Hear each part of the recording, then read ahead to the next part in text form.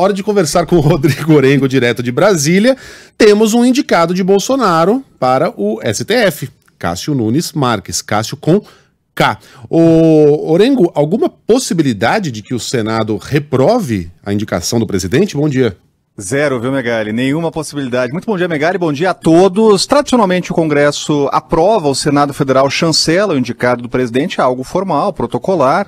Tivemos muito, no passado, rejeição, mas as últimas indicações, realmente, todas foram chanceladas, e ainda mais com um nome que foi muito bem recebido pelo Congresso Nacional, principalmente por uma característica, que é falada aqui por parlamentares, característica garantista de Cássio Marques, e aí ele deve se alinhar, isso é a expectativa aqui em Brasília, a posicionamentos de ministros que têm votos que sempre geram muita repercussão, como Gilmar Mendes, Dias Toffoli, Ricardo Lewandowski, inclusive formando lá uma maioria na segunda turma, que é a turma da Lava Jato, com Gilmar Mendes e Ricardo Lewandowski. É o que se espera aqui em Brasília, e em função disso, por ter essa postura considerada garantista, está muito bem recebido aqui no Congresso Nacional pelo Centrão, que é o grupo hegemônico hoje no Legislativo. Então vai ter o nome aprovado aqui sem nenhuma dificuldade. Agora, o que chama atenção, Megali, é justamente a reação do chamado bolsonarismo, daqueles mais fiéis aliados do presidente nas redes sociais. Chegaram a fazer uma hashtag, pressionaram muito, criticaram, buscaram lá decisões do passado de Cássio Marques para pressionar por uma mudança de nome, mas não teve jeito. O presidente até respondeu essas críticas ontem na live, perguntando se, olha, vocês querem que eu indique que o Moro, e o presidente lembra do Moro porque tinha feito a promessa para ele, quando o convidou para o Ministério. Isso foi revelado pelo presidente numa entrevista à Rádio Bandeirantes. O Moro seria o indicado, mas tivemos, claro, o rompimento, as acusações de Moro, e aí o presidente buscou outro nome, que seria inclusive um evangélico, outra surpresa. O presidente disse algumas vezes que indicaria o ministro terrivelmente evangélico, mas aí vai ficar para a segunda indicação. O presidente deixou claro que aí na vaga de Marco Aurélio Mello teremos uma indicação de um ministro evangélico. Cássio Marques é católico e tem um perfil que é mais low profile, assim, não é um perfil de dar muitas entrevistas, deve mudar inclusive um pouco essa característica do Supremo Tribunal Federal, porque hoje a gente tem o Supremo assumindo um protagonismo, inclusive no debate público, É impressionante o que temos de ministros que vêm a público para dar opinião, Isso também gera reações internas e no meio jurídico.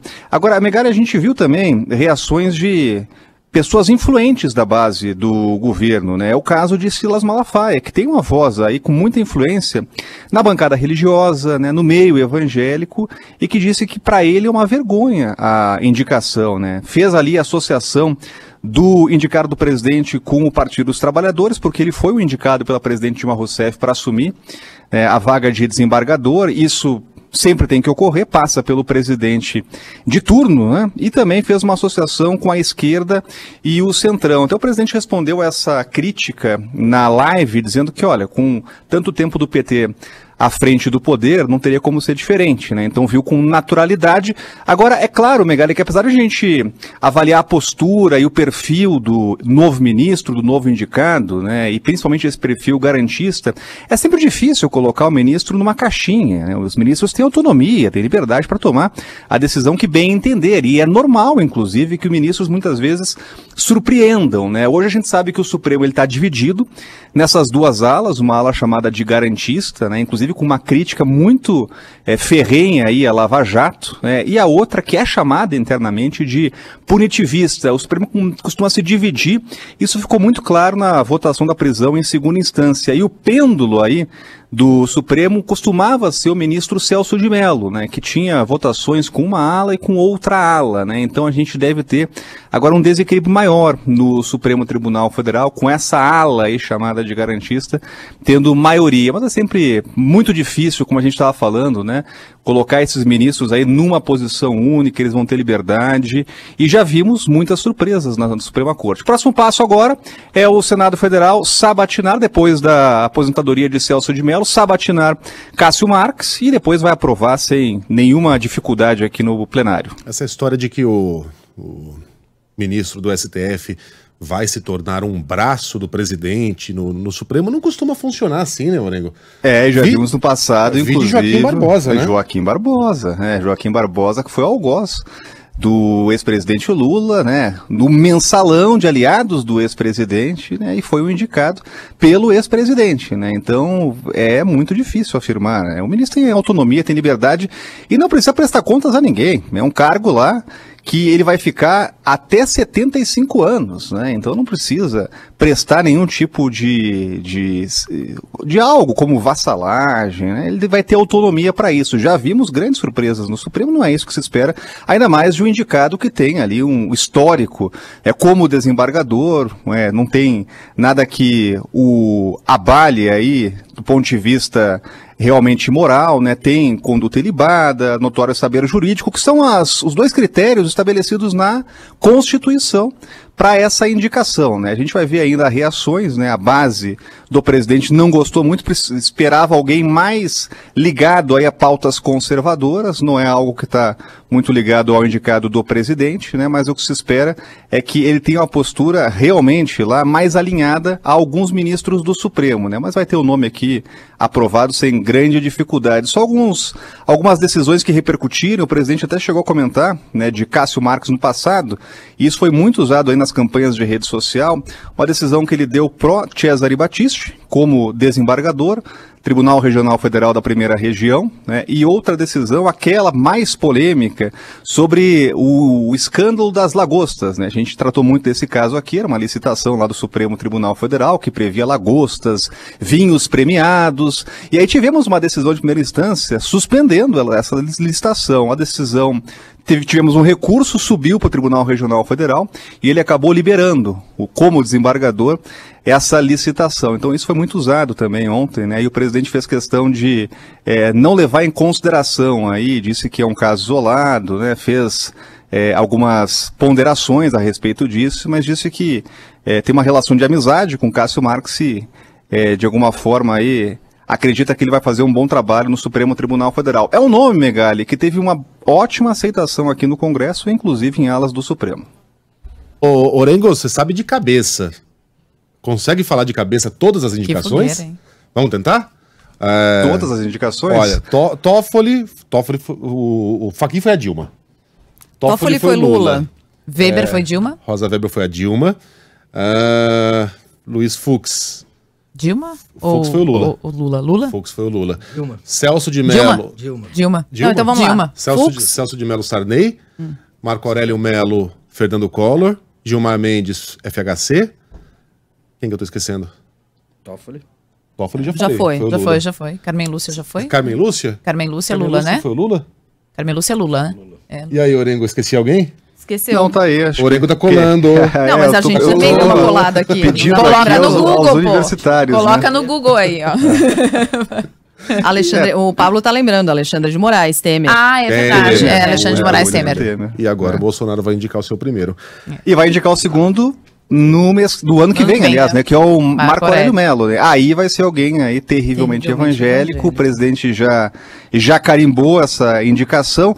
É sempre bom lembrar que o presidente ele pode indicar caso tenhamos aí aposentadorias, né, de ministros, né? Abra mais vagas, aí o presidente pode indicar. Ele chegou até a citar o nome do Augusto Aras, procurador-geral da República, né? Em caso de possibilidade de uma terceira indicação, se alguém se aposentasse, o causou muito estranhamento, até o Aras foi obrigado a emitir uma nota dizendo que não estava concorrendo lá ao cargo, até porque Aras está com um processo está à frente da investigação contra o presidente das acusações de Sérgio Moro. Isso é interessante também. O novo ministro ele vai herdar os processos, os inquéritos de Celso de Mello. Agora, o que se espera aqui no Supremo, até para não criar aquela situação que seria curiosa, né, de um indicado do presidente conduzir o inquérito contra ele, né, deve ter um sorteio interno, assim como tivemos com os casos lá do ministro Teori Zavascki, os casos da Lava Jato. Tivemos um sorteio interno, então não foi o presidente Michel Temer que indicou quem estaria à frente da Lava Jato, né? Graças a esse sorteio. Agora, claro que depende do presidente do Supremo. E com a saída, né, no ano que vem do Marco Aurélio Mello, não teremos mais ministros, portanto, de Sarney e Collor. Todos FHC para frente. Orengo, vamos falar do Renda Cidadã? Bora. Esse é o nome por enquanto, pelo menos, porque até o nome também pode mudar de novo, eventualmente. Mas olha, a gente estava até comentando fora do ar, que vai bem danado, né? O governo agora começa a correr atrás de fontes alternativas para tentar financiar esse programa social. Aí a gente falou, plano B, não, é C, D. A Ellen falou assim, gente, já foi o alfabeto todo, vamos pro cirílico já, viu? Porque olha... Daqui a pouco o Paulo Guedes vai começar a fazer bonequinho de Durepox. Gente... O que mostra que não tem mágica, carro né? de latinha para vender na Praça da Sé. Num orçamento tão restrito... de algum lugar. Pois é. Anelzinho de coco. Que é da despesa.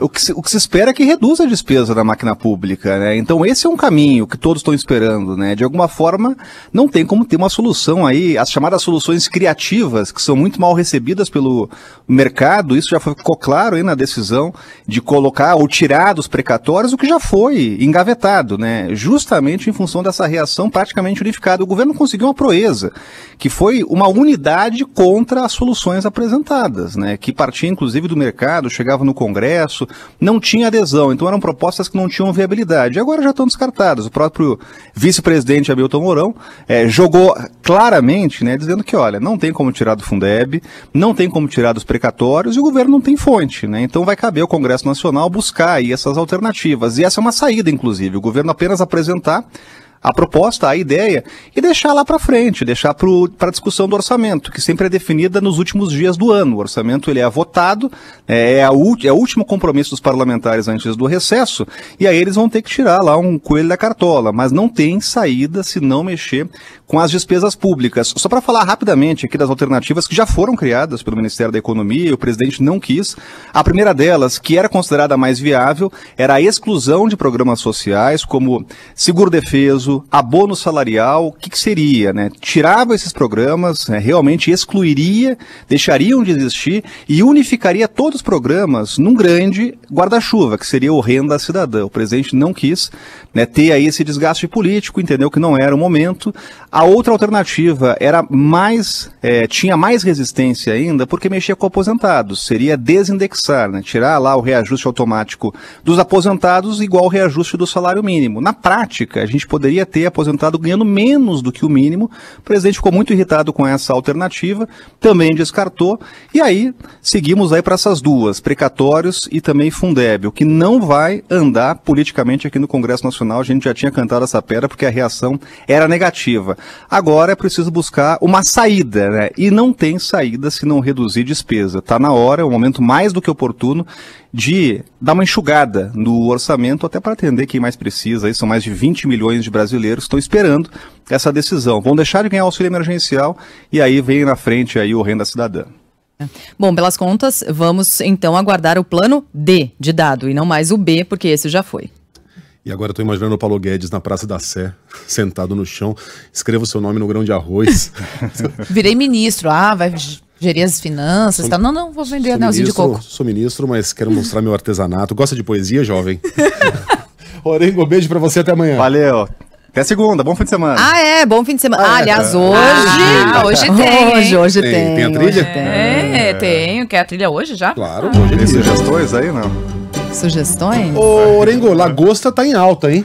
É verdade, tá liberado. Beleza, Lagosta Tá liberado. Uma liberado. influência aí do cardápio do Supremo, né? Pronto. Até porque é a gente que paga toda essa conta sempre, né? Lagosta Termidor, que tal? Beijo pra você, até segunda, Orengo. Bom apetite. Até segunda. Valeu. Beijo, até.